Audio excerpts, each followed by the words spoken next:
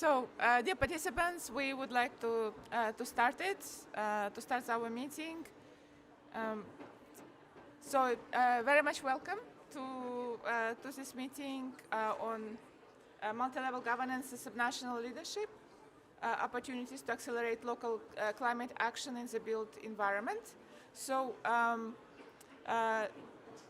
we're very excited to have this meeting because it's a good opportunity for us to kind of continue brainstorming, especially now practically 2 weeks after the start of the COP, where so much happened on different topics about subnational engagement, to think about like how we can work in very practical ways together.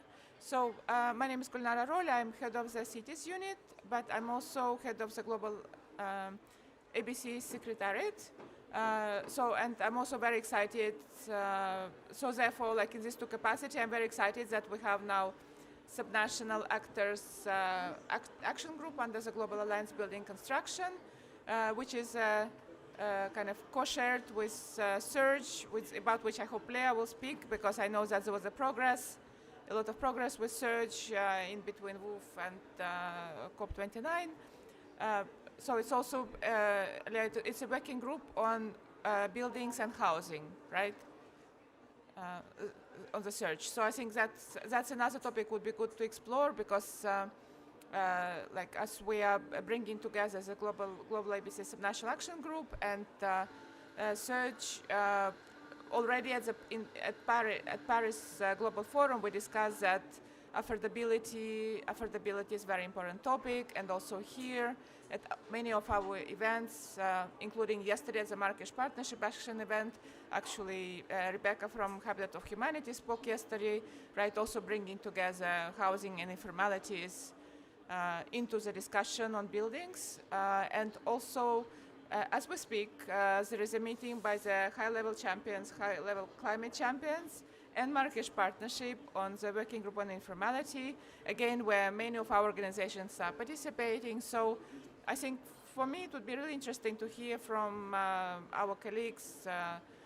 Basically we have like a really good, highly qualified expert group here to kind of brainstorm, how we actually bring together all these frameworks, but in a very practical manner, and having cities representative here as well, just maybe to get your perspective, what is useful for you, because eventually what we want to do, we want to make a change and transformation on ground. So like you need to advise us, like what we can do to make sure that things change and how we can help. I think this is why.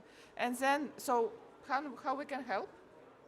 How we can help to make sure that we are very efficiently, practically do that, given that we are all running many projects simultaneously all the time.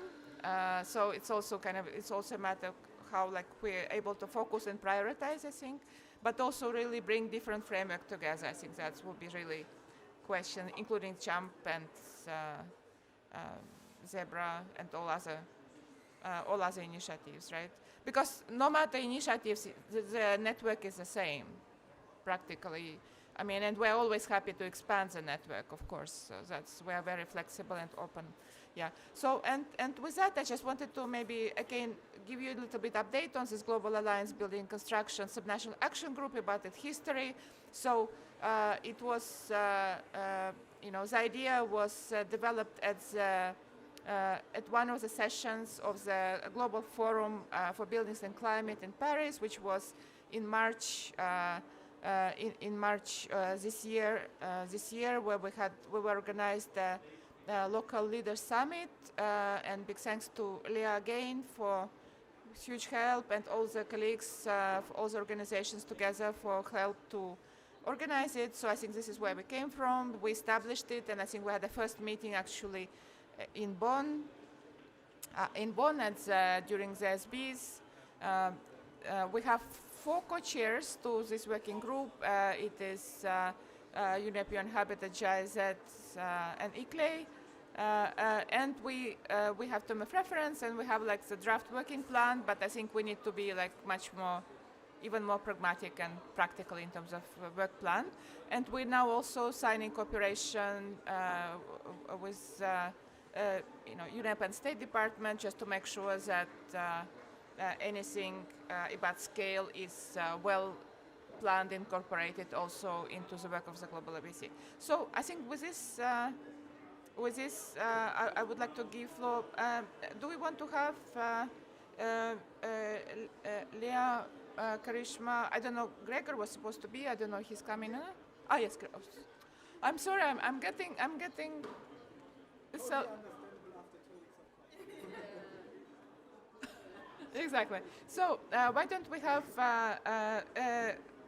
Gregor, Karishma, and Leah sit here or there, and then maybe we could kind of start discussion about your perspectives on this. And I have microphones for you. Yeah. I mean, you want to sit all together three, or you can bring the chair here? I think it's very cozy to be there. Here, okay. You can be there. This is a fireside. I can bring my coffee, right? Absolutely. Where do you?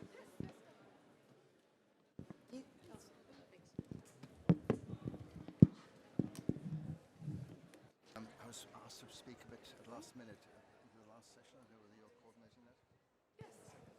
Yes. Thank you so much. Carol. This is, I'm on second panel.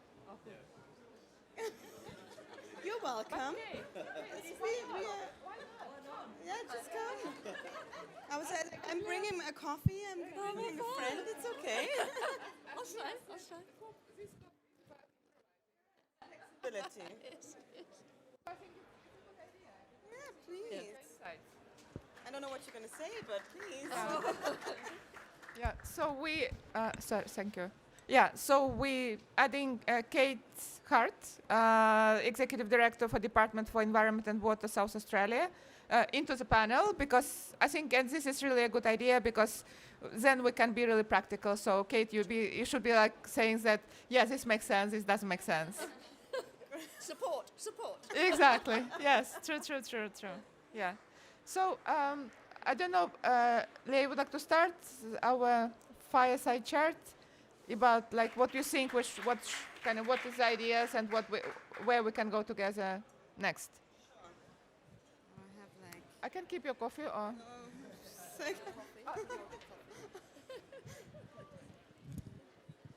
Good morning, everybody. Sorry, I really need the coffee. Yesterday was Urbanization Day, so this is the only fuel that keeps me going. Thanks so much, Gulnara. Maybe do let me start with that. I mean, the Subnationals Working Group was really designed because there was a collective understanding that cities are where most of our buildings are. It's where we can win or lose that decarbonization battle, I'm going to call it, in the built environment. So we really thought about, we need to make that connection between cities and buildings and the subnational level. So that's also how some of these conversations were born.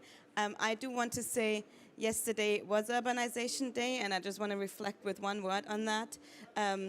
Also maybe on a bit of a personal note, because the COP29 presidency said, do you really want that big plenary room for a debate on cities and urbanization at COP?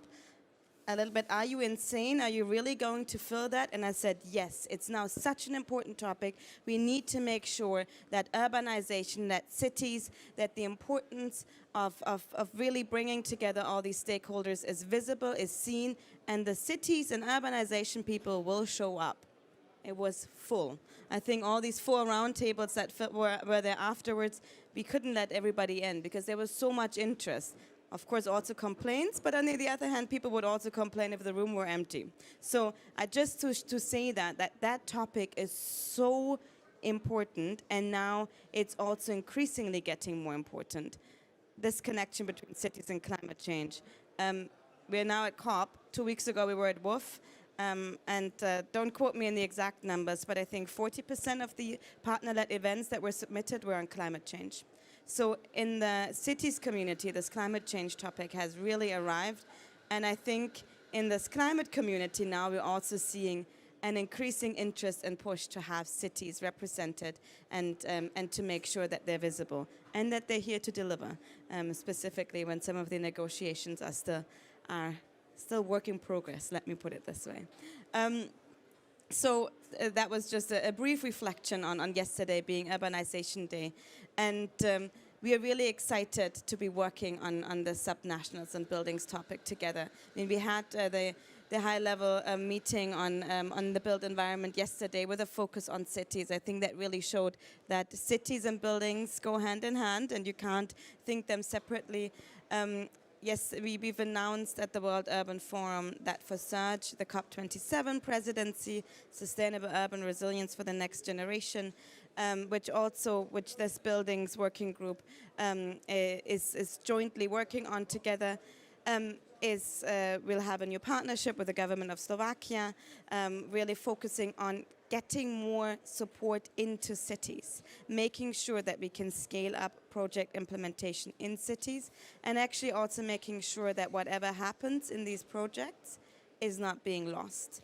I think we often collectively experience the frustration. We have an amazing project, and then it's being shelved, and the learnings of that project are not being carried forward. So that's what we really want to do, and of course this working group is a phenomenal opportunity to make that happen. And as a last thing, also as my vision for this working group is, I think we can all be better at communicating about the importance of cities and buildings and how they're interlinked. And so to really get that out there, to talk about the key messages collectively shaping them, the projects that need to be scaled up, the opportunities that do exist if we work on the built environment in cities, with cities, and really taking that all forward together. And thank you. Thank you, Leah. Yeah. Katie would like to continue? Oh. Thank you so much. So I'm traditionally an urban planner, and in actual fact in South Australia I head up the Planning Institute of Australia, which represents the as a member-based organisation representing town planners. And we are really, really strong advocates in terms of the link between the building sector and sustainability. And I think the construction industry has been really slow to come to the table, and it can be quite frustrating, really, finding a new product so that we can actually move our built form to a sustainable built form.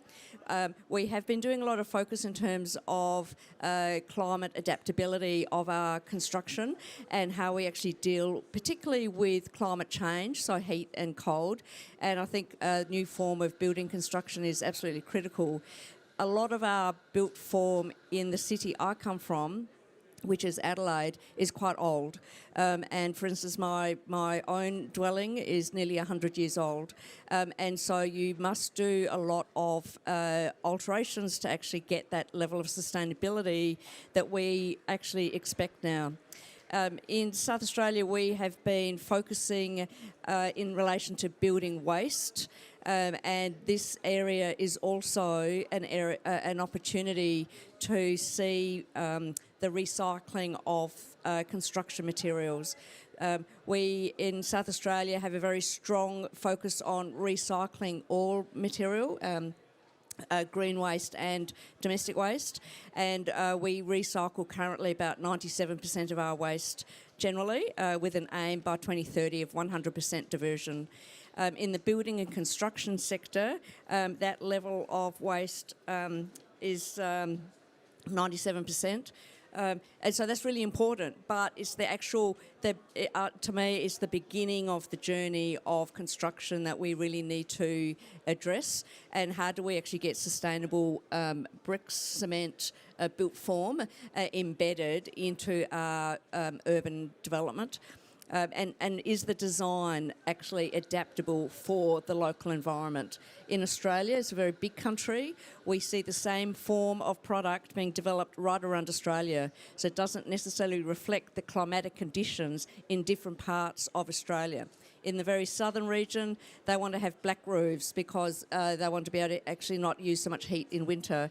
But the black roof movement is more like a fashion movement, and so we've had to work really hard to move it into a lighter coloured roof in the northern part of Australia where it's hot, and you need to actually reflect that. So we need to work with the industry, and I think through the work that you've been doing, and working on design elements and other sustainability principles, that we can actually get greater flexibility in how we're ensuring our urban centres and cities reflect what's happening. Thank you so much. Yes, that's good. So maybe basically saying that adaptability of housing and buildings design may be one of the topics that we should actually be focusing it. Okay, sounds good. Well, Karishma, since you already have microphone, maybe you should start and then give to Gregor. Sure, thanks. Okay, hi everyone. My name is Karishma Sarpora, and I am representing ICLEI Local Governments for Sustainability. So for those who don't know, we are a network of 2,500 local governments active in 125 countries. Sorry, 2,500 local governments active in 125 countries. We're also one of the partners of the Global ABC Subnational Action Group. So I'll talk a little bit more about what we're working on in the group. So we're working currently on a report that is going to capture local solutions in the building and construction industry, specifically focusing on partnerships and multi-level governance. So the report is going to have key recommendations as well as case studies from different parts of the world on best practices and also just inspiration also to see what other cities are doing. So I mean, I think we, like all of us over here, know the importance of cities in the space, and we know all the statistics, but I'm gonna add one more to the list, which is that 70% of climate-related public finance is invested by subnational governments. So I think this really kind of shows the unique position that subnational governments have in leading and also implementing local solutions.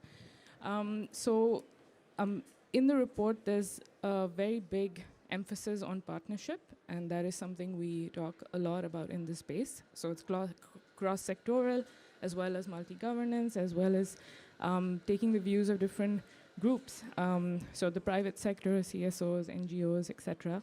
And the report has recommendations for every stakeholder group. So I'm not going to get into that now, but that's how it's framed. And then we talk about the case studies. So I think I'll share one of the case studies with you.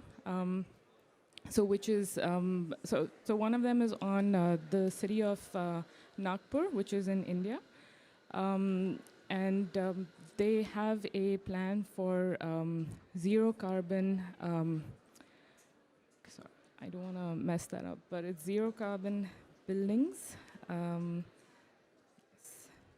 Yes, zero carbon buildings action plan. Yeah, exactly. So the targets in this are actually aligned with India's NDCs, and they're very ambitious because they aim to get 45% greenhouse gas emissions reductions by 2030.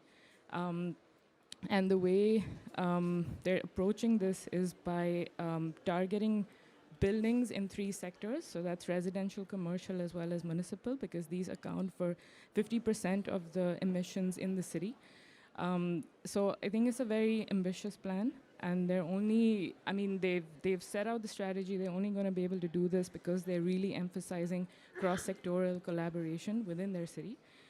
So they are making the link to the national government by, or rather to the national policy by adopting the building codes that are coming from the national government.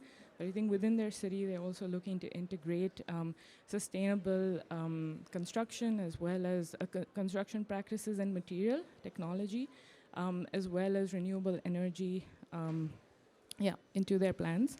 And the idea is also supposed to be for this plan to inspire other cities that have similar conditions. So Nagpur is actually in Maharashtra. So it's also a heavily urbanized state. So the idea is also that they're going to be able to at least inspire other cities within their state and then also help to scale up action across the country. Okay, I'll stop over here. Thanks. Yes, and maybe just to note between what you are speaking about the report and also maybe your scale presentation, what we also discussed with scale is that, well, report already will have quite many case studies, right? And I hope South Australia will be there.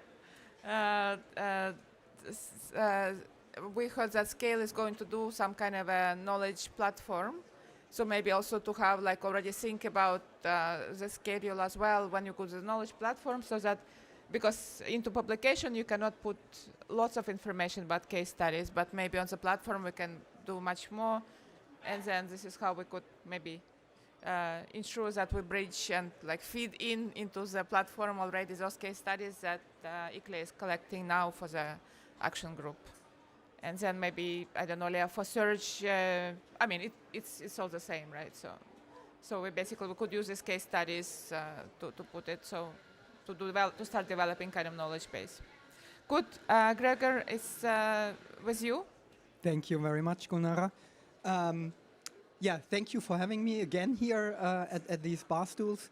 I am actually representing a colleague of mine, Carmen Vogt, who sends her greetings. She's one of the 4 co-chairs of the Subnational Action Group.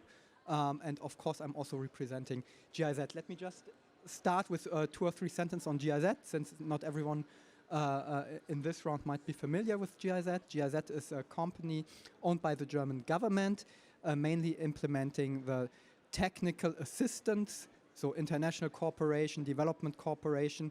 Our main funders are different German ministries, the European Commission, but also other international governments and to a lesser extent also businesses and philanthropy. We are 25,000 employees in 100 plus countries, and the bulk of our workforce is in our country offices around the world. So having that said, I mainly speak the words of Carmen Vogt, so you just have to imagine that I'm Carmen Vogt. And I do have to rely a bit on my notes to get things right.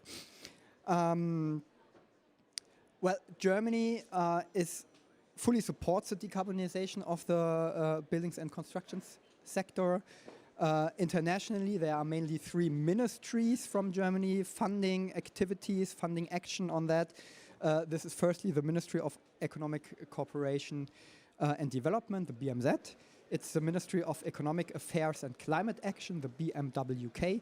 And it's also the Ministry of Housing, Urban Development and Buildings, the BMWSB. So they are actively supporting initiatives such as the Buildings Breakthrough and the Global ABC, and also ministries also commission GIZ. As GIZ, not just in the buildings and construction sector, we truly believe that multi-level cooperation is really key to make things work. And maybe also on a personal note, I also believe that it's really important to also connect the dots between all those different sustainable development sectors and topics, because there are a lot of links and people sometimes talk and act in silos, and I do truly believe there's a great value to get those right connections, to get these connections right. So GIZ also proves that in practice, I believe. And on that sense, or on that note, I would like to mention a couple of projects, of course. I'll pick some projects from the International Climate Initiative. That is also an initiative funded by several German ministries. Here mainly BMWK is important in that space. And let me just mention 4 of them. It's the City Climate Finance Gap Fund, where GIZ, together with EIB and the World Bank, are implementing. There is the Partnership for Energy Efficiency in Buildings, or short PEEP, there's a Felicity 2 program, and there's the Urban Act program. Let me just go a bit deeper on two of these examples. Let me start with the Felicity 2 program. This one focuses on Eastern Europe and Central Asia, tackling barriers to low-carbon infrastructure in sectors like residential energy efficiency and water management. It mainly works with financial intermediaries and helps local experts prepare bankable projects. I mean, that's a big topic in many agendas. And by doing that, trying to linking those local bankable projects with international funding and international financial institutions to actually then enable implementation. And the second one I want to mention is the PEEP project. This is a project initiated by France and Germany, implemented by the French AfD and also by GIZ. This one works in 21 countries. And PEEP combines also financing solutions for large building projects, such as, for example, hospitals, schools, large housing developments, and their technical advice and trainings, for example, on standards and policies are implemented and offered by GIZ. So, having that said, I'll come to my last page. Again, I want to emphasize that GIZ is an active member of the Global ABC and also a founding member of the Subnational Action Group. We will support the mentioned operational plan for the next year. GIZ can contribute with its expertise in implementation and its strong and committed partnerships. And speaking of partnerships, I think scale was already mentioned. So we want to congratulate the Subnational Climate Action Leaders Exchange for the recent launch on the Zero Emission and Resilience Buildings Accelerator. And now to sum up, if you haven't fully listened for the last 3-4 minutes, which is after 2 weeks of COP, fully understandable. Let me just sum up 3 core messages, which I really would like you to listen to. So first and foremost, Germany and GIZ as implementers and GIZ as implementer supports subnational actors in the buildings and construction sector to actually bring successful climate action to the ground. PEEP, Urban Act, Felicity 2, and the GAP Fund are a couple of examples how GIZ actively works on that. And I personally and also Carmen and the entire GIZ team believe that multi-level partnerships and collaboration through international initiatives such as the Global ABC and the Buildings Breakthrough are really essential and key to deliver such action on the ground. And yeah, GIZ stays committed to support such actions. Thank you. Great, thank you so much, Gregor. And it's documented. So I think what you also brought into the picture is that we need to find a kind of institutional way of working with many other partners, like with Scale, with GIZ, because as we also discussed, for instance, with Rudolf at GIZ as well, that the value of this group will be also in a strong connection to what also Leah mentioned with Slovakia initiative, right, and the search with a very technical cooperation. While subnational group is not really going to do any technical cooperation, but this kind of the knowledge outreach connection between like methodology, science methodology to technical cooperation or to experience on ground through the cities networks, that would be definitely something which the group needs to be developing. The next question is how, right? So that's the next question. Yes, thank you so much. And also collaboration, like PEEP is also leading the finance hub and the Global ABC, so connection to the like finance group and other hubs of Global ABC would be very important, kind of have valorization between them. And in this context, maybe Ursula, I could give you floor already. You could join the panel. I mean, I think it's great to have you all here. Maybe you could join there and speak about the scale, right? You want to speak about scale and maybe more also your work a bit. Yeah. Ah, sorry, I'm not really changing it. Yeah.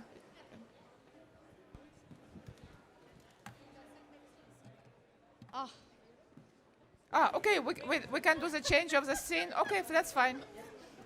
Kat, you may stay because we have more cities. Maybe now we get cities in. We have more cities. Come in, come in. Andalusia? Right. Catalonia. Catalonia, but Andalusia should be also here, no? Ah. You are speaker? No?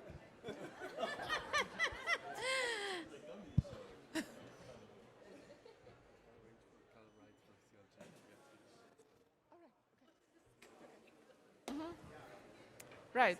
Okay, but let's speak about scale, and I think you heard quite a lot about like what are the thoughts, what we want, what want direction, and maybe really be even more concrete, like where concrete collaboration, focal point. I mean, where maybe we could coordinate, where we can collaborate, and where we can co-design or co-create. Yes, so hi everyone, welcome. So I'm one of the people who's were with SCALE from the very beginning, and SCALE is the Subnational Climate Action Leaders Exchange. Very long name, but in essence it's really about making sure that all the levels of governments, all the leaders are speaking with each other, and through that unlocking the barriers, because I think every one of us who has ever worked in a government knows that it's not easy, and sometimes you just need to unlock a simple thing and things will flow very well. So that's sort of a very simple promise that we are trying to implement in practice.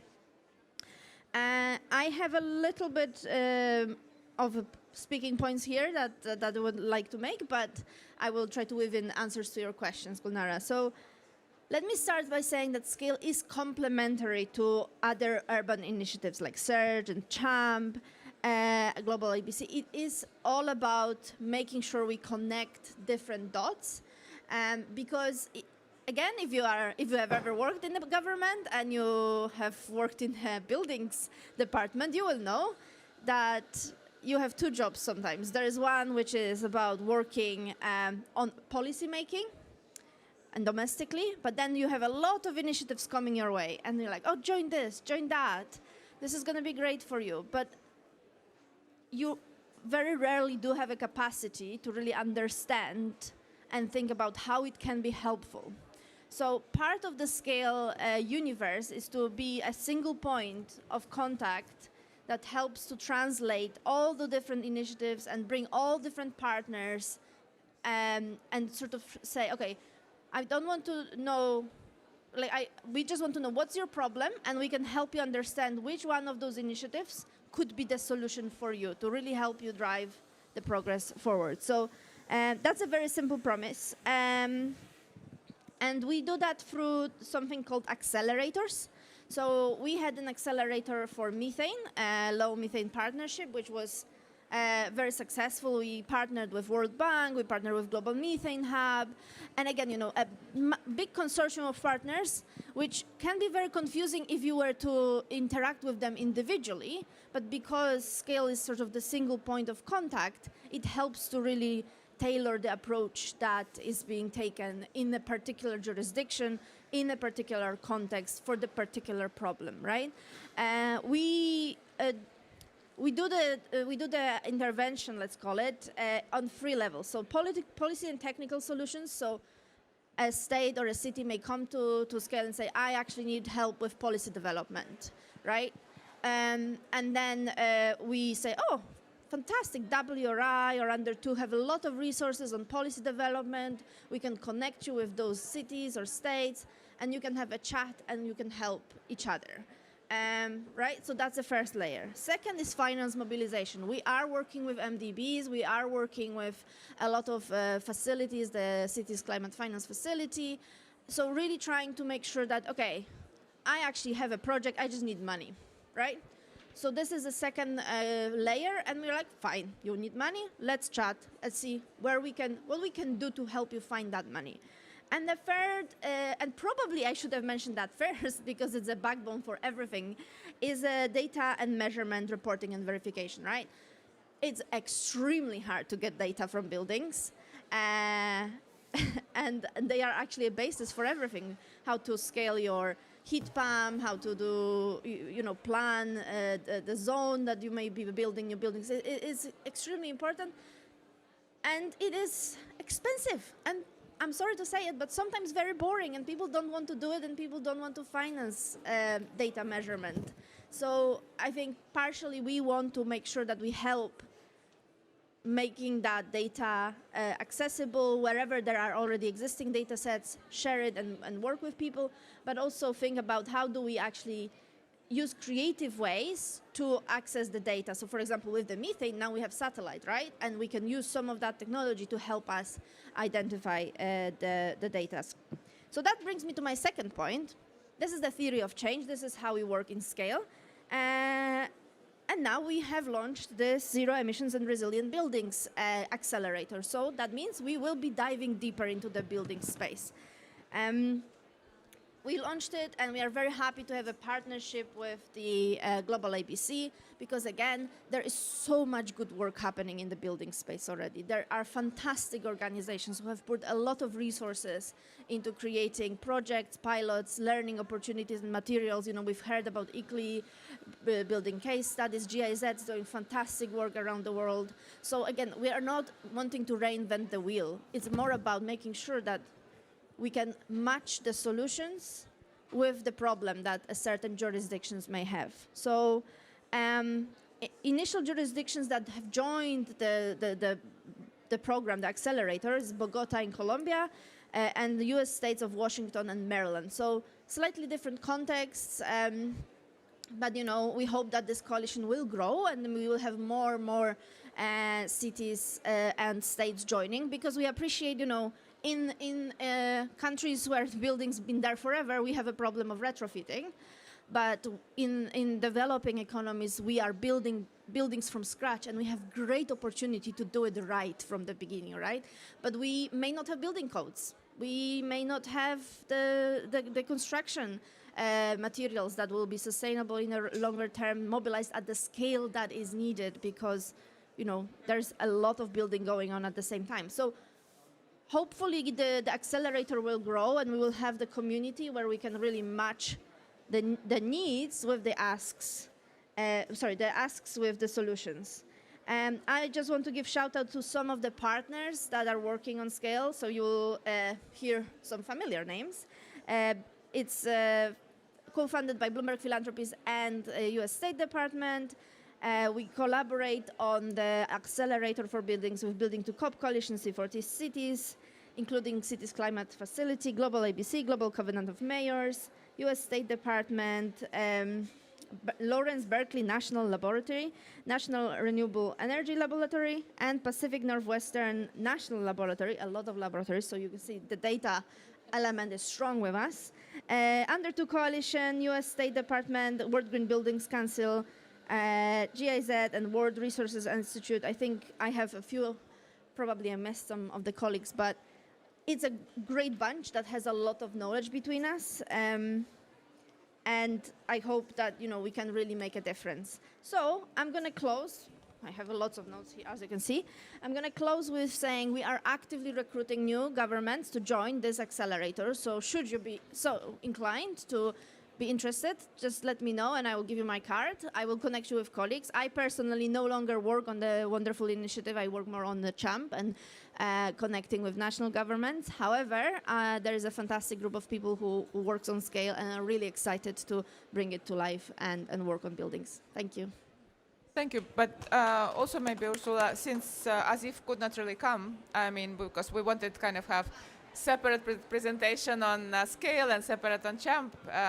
And then Asif said he said that you will be also sharing experience at CHAMP. So CHAMP, of course, is a wide initiative. And of course, we are also very happy UNEP to be kind of supporting partner as well to it. So like how we can also strengthen cooperation like in this space between CHAMP and Global ABC. Yeah, that's a good question. So, a lot of acronyms, so bear with me here. CHAMP is a coalition for high ambition multi-level partnerships.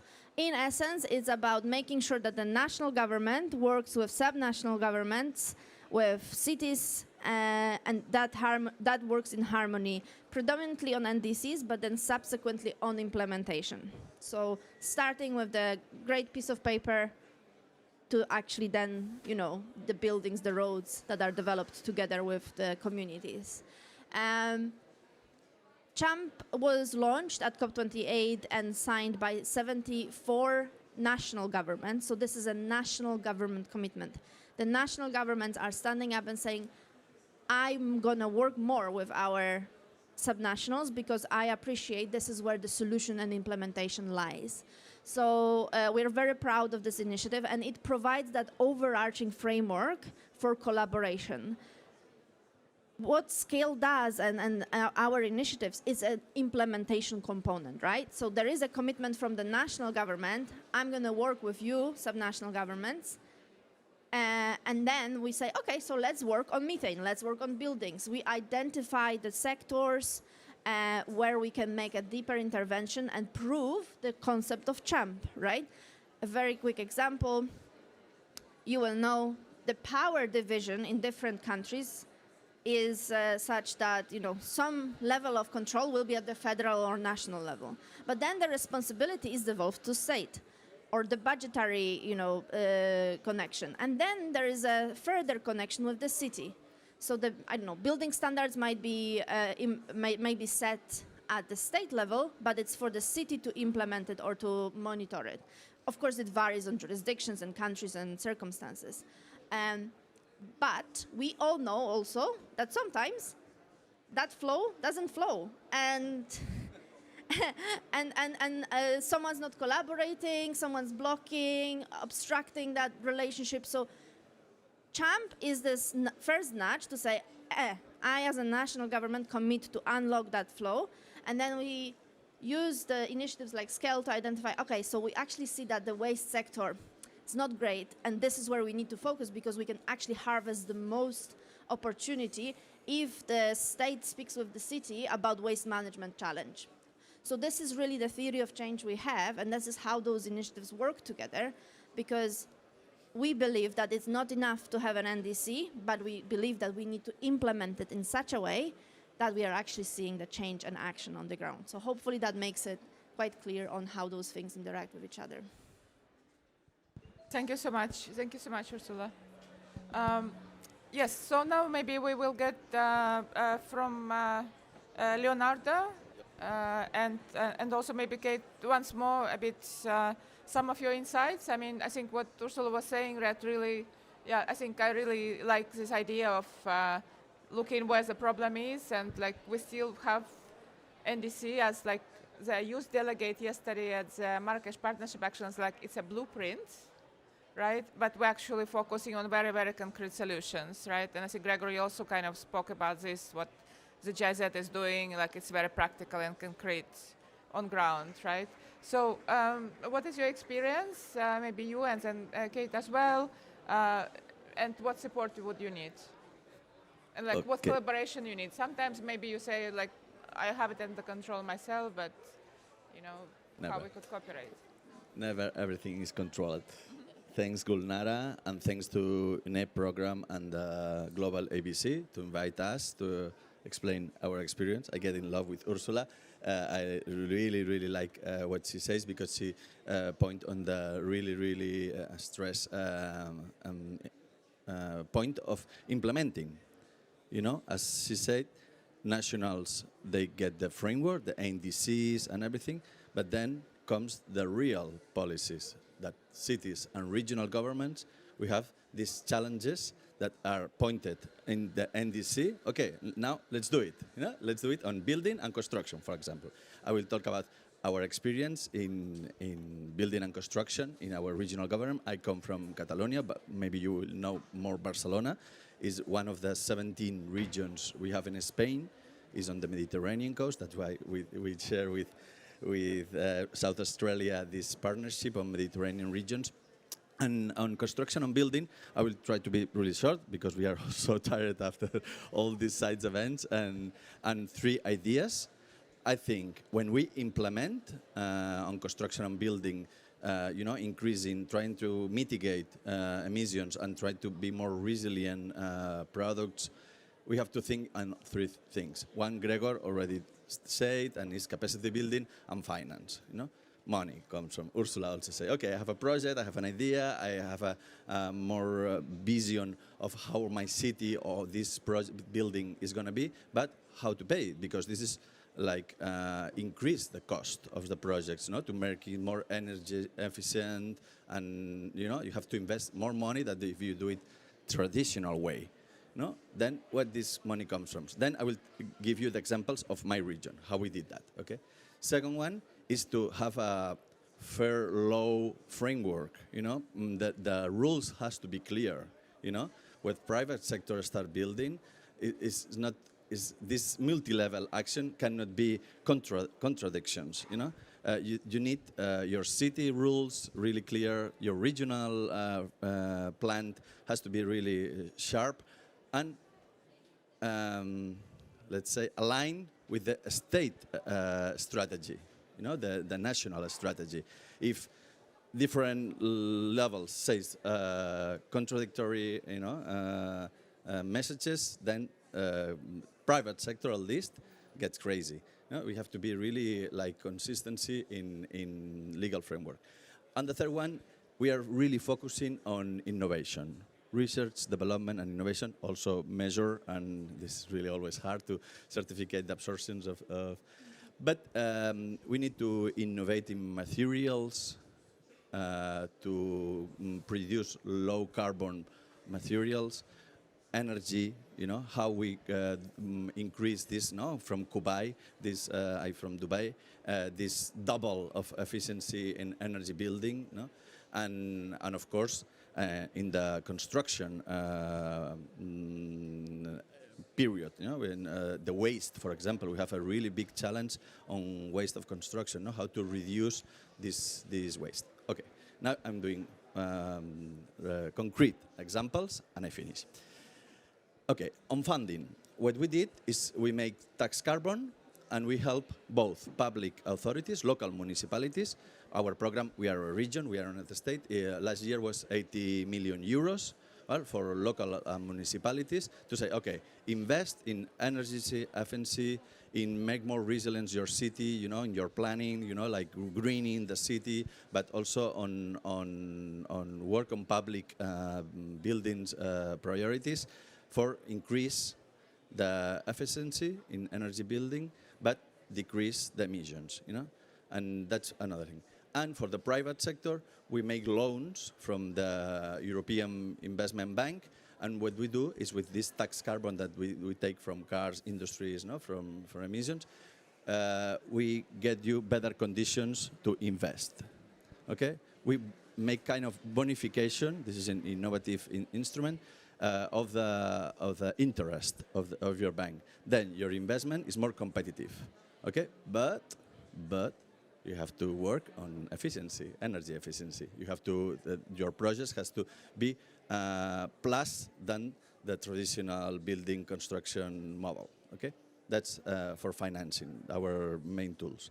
For innovation program, we work with a competitive agency and we get like, it was 50 million to research new materials, low carbon industry, and this is like, okay, we give it just to improve, to research, development, and innovation, and we don't expect a direct feedback, a direct result from that. It's just for companies to improve their way of doing.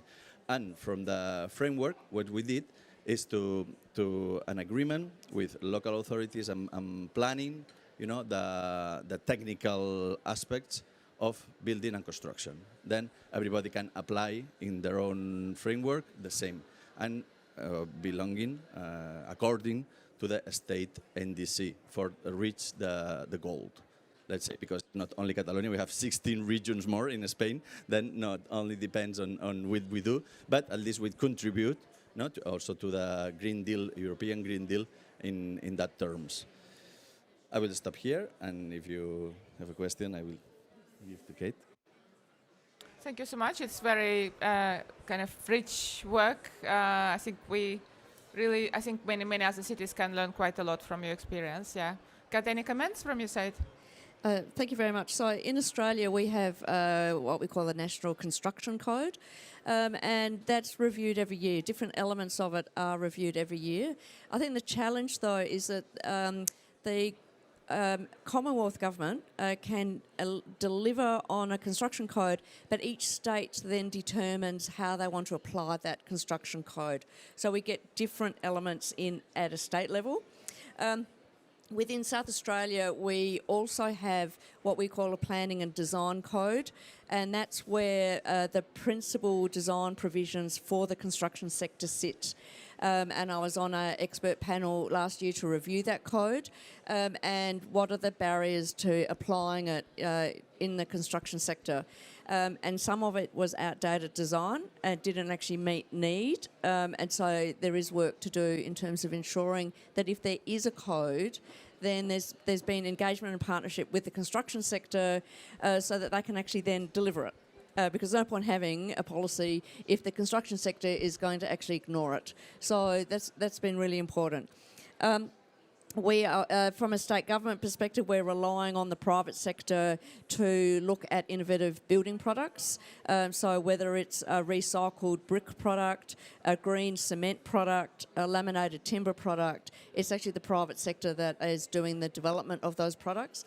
But from a state government perspective, the state government has gone back into building homes, affordable homes and social housing homes.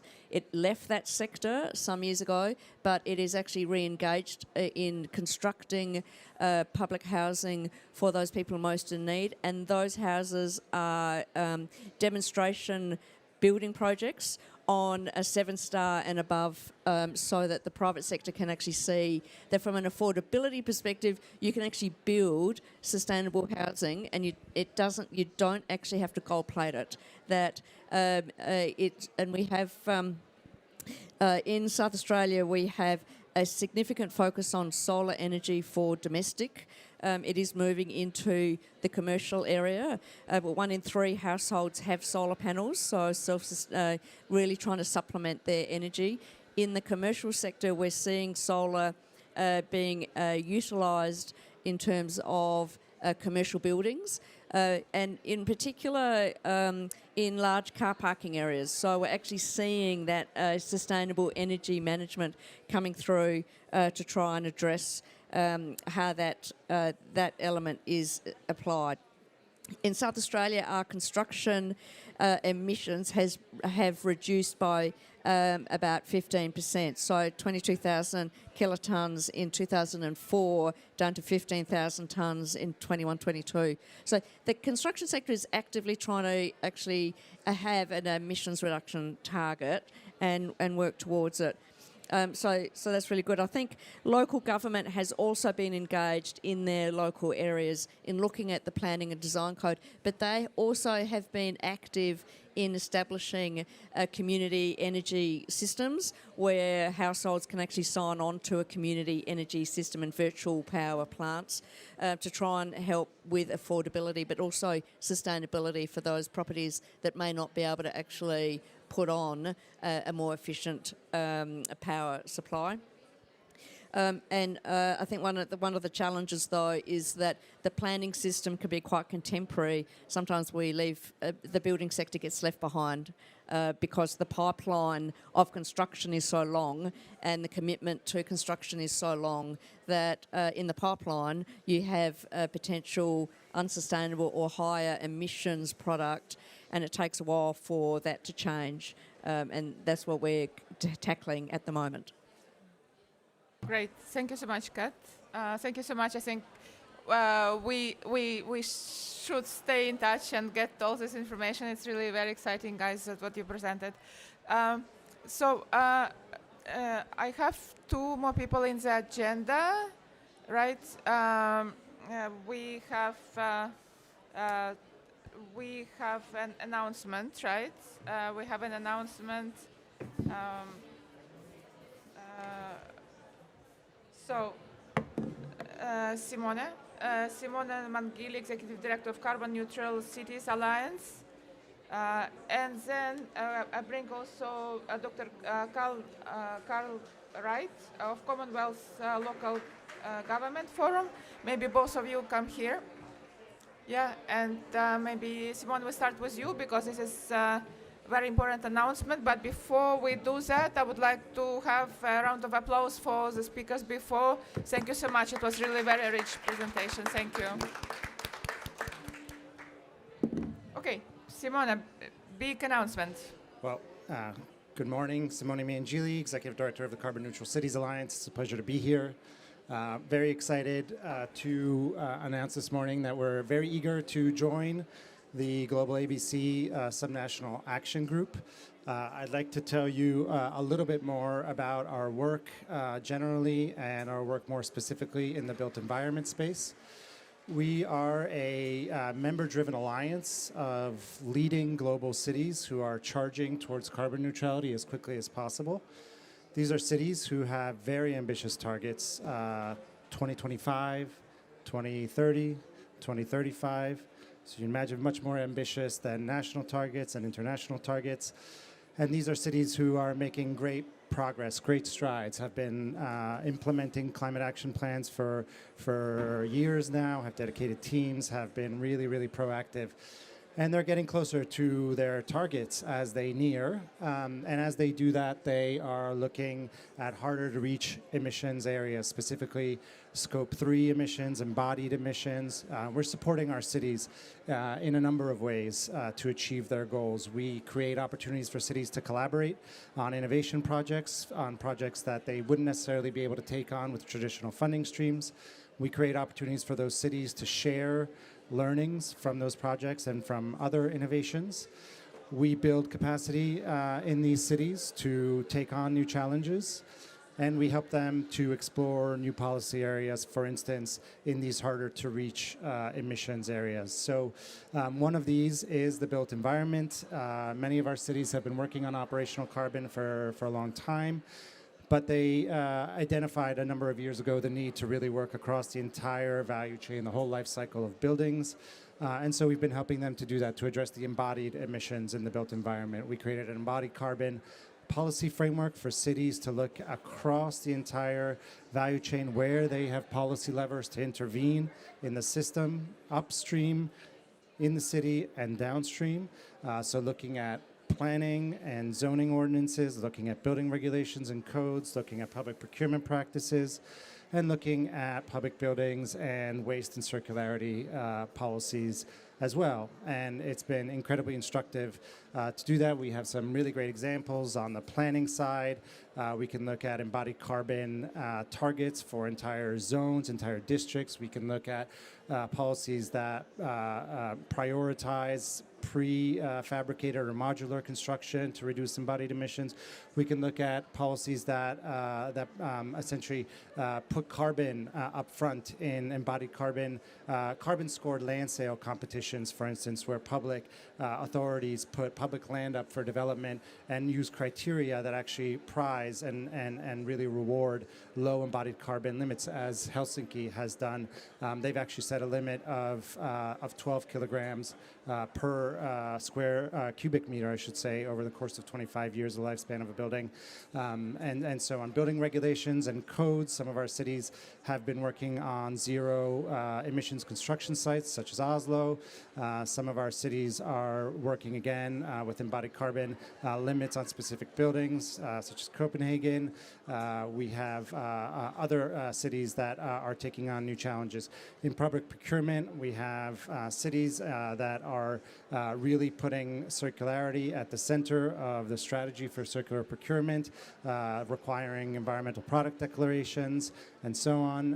And we have lots of cities that are working on waste and circularity. So, for instance, putting in place demolition audits prior to moving forward with any new build, or looking at matching material flows and reuse, creating platforms for doing so. We have a great example from the city of Stockholm that has created the Mass Consolidation Center, the Stockholm Mass Consolidation Center. Every year, the city of Stockholm has calculated that 19 million tons of fill material go into new construction projects. At the same time, 16 million tons of material are excavated from public works, and so they're trying to match that supply and demand. The Stockholm Consolidation Center takes those materials, sorts, cleans, and makes them available for the construction sector. And so it's a fascinating journey. We've been working 15 cities over the course of the last 3 years on that. At the same time, as cities become more and more advanced in that work, we have a very strong commitment to climate justice. And so we've been helping cities understand how to center equity and justice in the development of these new policies. We created something called the Embodying Justice Workbook, Embodying Justice in the Built Environment, Circularity in Practice, helping cities to understand how the policies that they're developing to address embodied carbon can actually be made to advance equity and justice in their cities. So putting the needs of priority communities first, helping cities ask questions about who's at the table when these policy decisions are made, where are the benefits being distributed, how are the burdens being distributed, and how to craft these policies in a more just and equitable fashion. So helping cities to move beyond the technical to also the social equity. And finally, there's been a really, I think, interesting work stream as part of this work, looking at bio-based materials and the role that cities can play in really regenerating natural ecosystems. And I think it's been fundamental and sort of rethinking.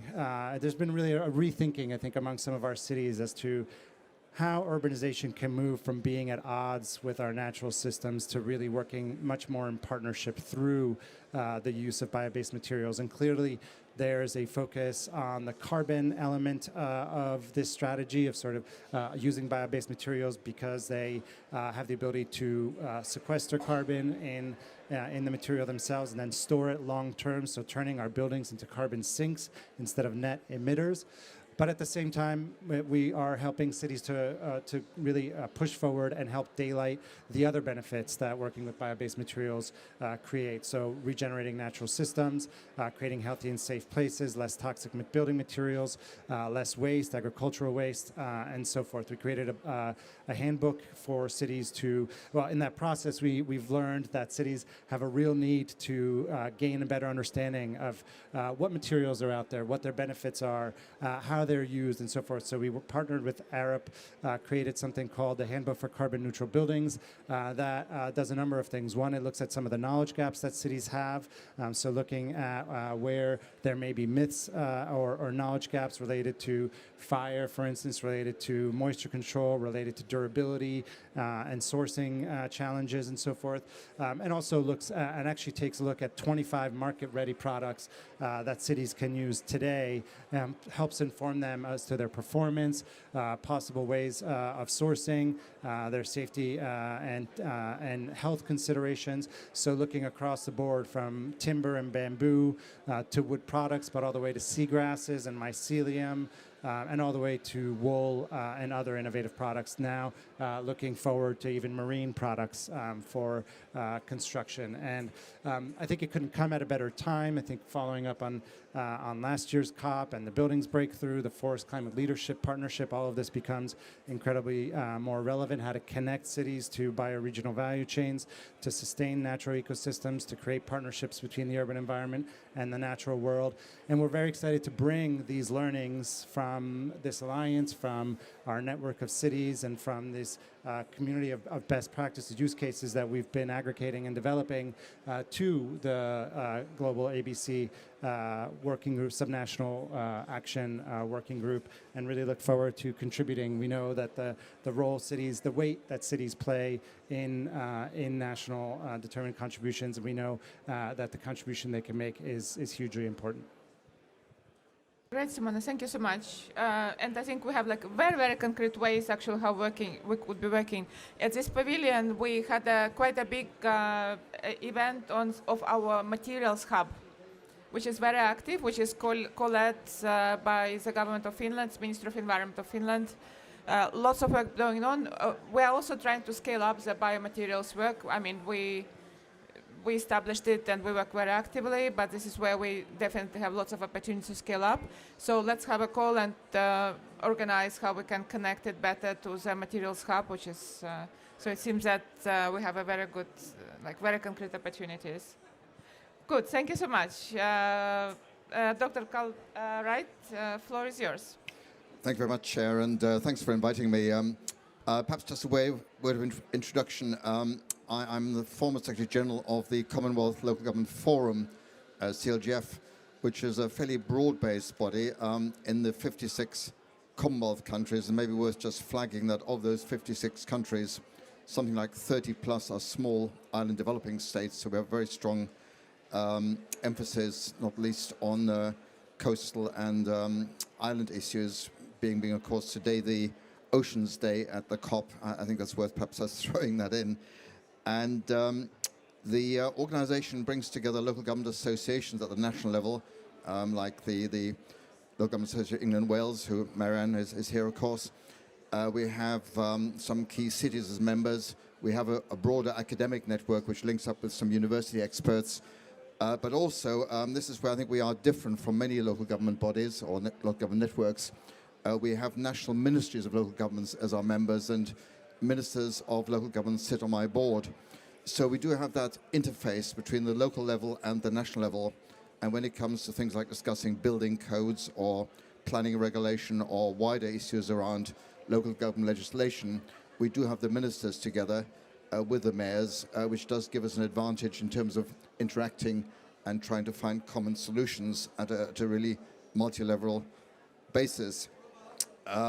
The work we do relates to really three broad areas. One would very much touch on what's being discussed here, which is, of course, like everybody else, knowledge sharing.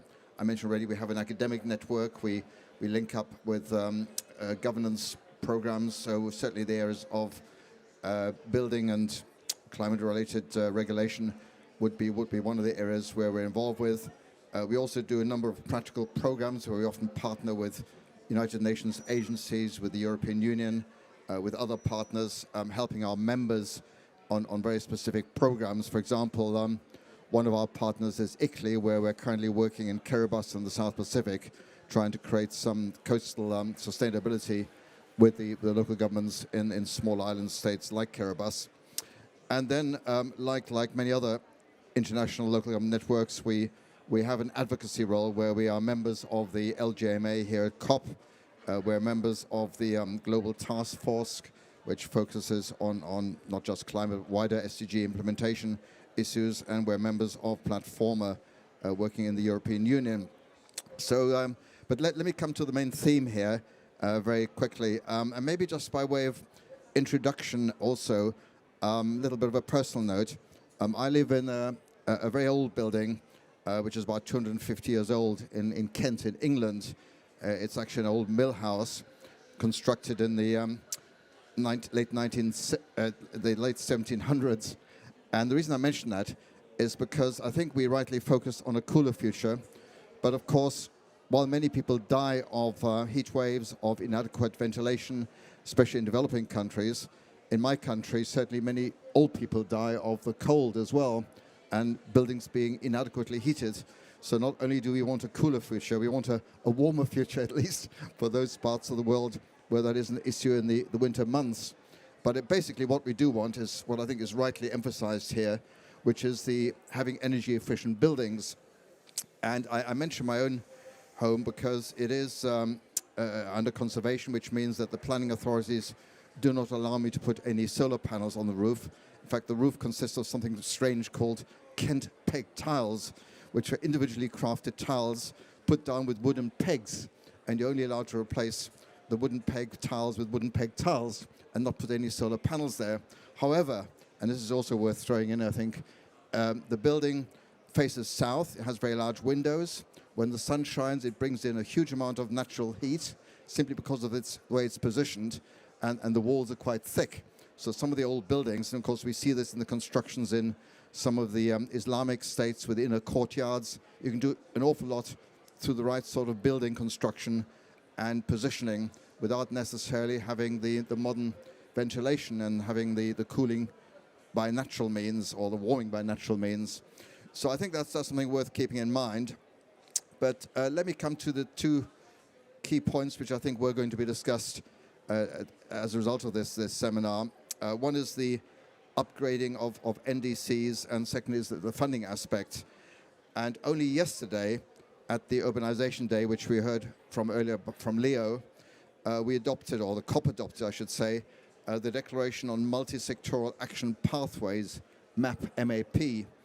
And there is a very specific point in MAP, which I'll just read out. You may have already seen it, which says that on buildings and constructions, the aim is to decrease GHG emissions from existing and new buildings, where applicable, by promoting energy-efficient materials, technologies, processes, certifications, and smart systems and access to finance for low-emission, efficient, and resilient buildings and construction sector. Now, that's great. That's exactly what this is all about. But as always, it's nice words, but how do we implement them? How do we reflect them in new NDC targets? And how do we get the funding? And this is supposed to be the funding COP. I think there's two issues, and I'll again refer to some practical examples from our own area. Local government has a huge role, first of all, through local planning law, through legislation, and through regulation. It also has a role in having partnerships with local bodies which have expertise. For example, in the Canterbury area where I live, we've established something called the Canterbury Climate Action Partnership, which is a broad-based multi-stakeholder partnership which brings together the local governments, the local business community, the 3 universities we have, so we bring in academic expertise, and other local NGO and other stakeholders, including the Residents Association. And within that partnership, we have many architects, we have many experts who are doing work on buildings professionally. And so we formed a subgroup on buildings, and that group is advising the local council, providing extra capacity, providing expertise on things like how do we ensure that new developments follow, for example, the passive house standards, that some of the social housing that's being built by the local authorities is energy efficient, includes the necessary solar panels and all the rest of it. So I think a lot can be achieved, obviously, through planning and regulation, if the local governments are empowered to do that. And of course, in many countries, it's still a matter for the national governments. And so you get to the wider issue about decentralization and what is actually possible at the local level. But where it is the right authority of the local governments, a lot can be achieved by regulation, by building controls, and by ensuring that things are done right from the beginning. And permission is not given for developments unless the buildings meet those basic key standards. Now, that may be sometimes more difficult in a developing country concept where there isn't the kind of regulation and the controls, and we see some of the disastrous outputs in things like the earthquake in Turkey and the poor building constructions we see very often, and the lack of regulation and transparency on how the funding is made. But clearly, a lot can be done and should be done at the local level. Secondly, the funding issue. This comes to the heart of the matter. It's, of course, the big controversy. Okay, I'll finish now. And funding is obviously key. And just one thing I will say is that we have to make sure that the low-income groups in our societies, in our urban centers, are given support. It's no good telling a low-income group to put in an expensive heat pump or install solar panels unless they have some support and some funding to do that. So we have to look at subsidies. We have to look at support for those low-income groups. So I'll finish on that. Just a quick overview. I was only asked to speak last night, so I've just thrown together a little bit ad hoc, but very happy to talk further afterwards. Thank you. Thank you so much. It's very rich information, so we're happy to welcome to be in the network of the Global ABC. So very interesting, so let's continue discussing. So dear colleagues, we discussed that we will be closing down. I think that if any questions, final questions, comments from anybody? Yes, please. You need to take probably the microphone. Come here and take microphone.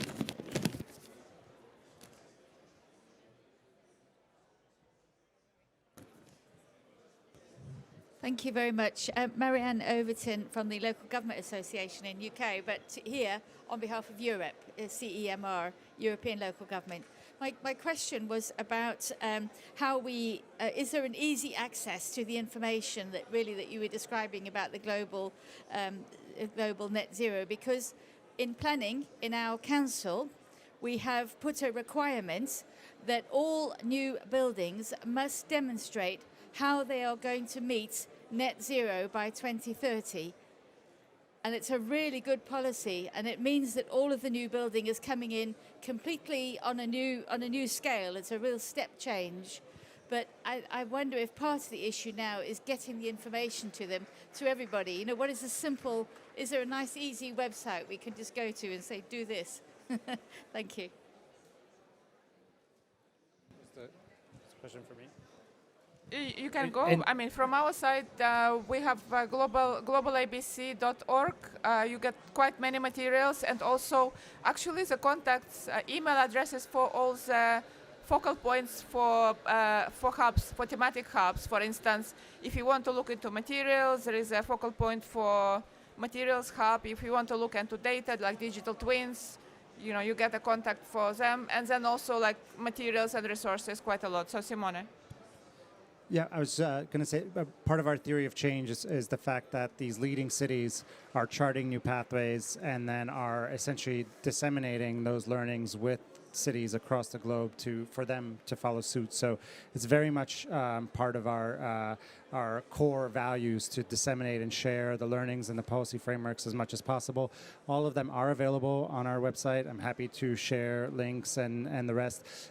They vary by context. Our embodied carbon policy framework looks at all of the policy levers that cities have across sort of the whole spectrum, as I mentioned, and that varies tremendously depending on the local context. Like the city of Helsinki, for instance, owns 60% of its land. It has an amazing amount of control over what happens on new development projects, whereas that's not true in many other locations. And at the same time, other locales have different policy levers to activate. So just take it with that grain of sand. But our embodying justice workbook is also available. Our building carbon neutral buildings is available. We're happy to make those available on any of the knowledge hubs that Global ABC is already stewarding. Yeah, we have our activity group website, so it would be great to connect there.